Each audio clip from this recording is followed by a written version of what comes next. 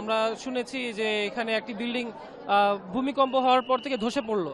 তো আমরা এখানে সেবা দেওয়ার জন্য আসছি। আমাদের এখানে স্কাউট সহ বিভিন্ন সংস্থা, রেড ক্রিসেন্ট ওনারা আছে, ওনারা হচ্ছে সেবা দিয়ে যাচ্ছেন।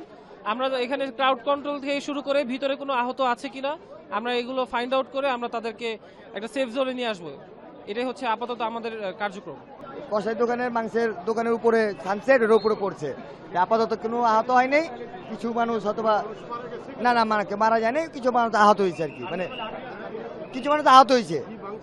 ওই ওই যে দোকানদারের সানসেটটা মানে উপর থেকে ওয়ালটা ভেঙে ভেঙে পড়ে গেছে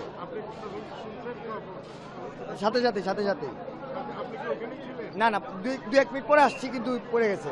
देश दुनिया की ताजा खबरें और वीडियोस के लिए अभी डाउनलोड करें पत्रिका ऐप।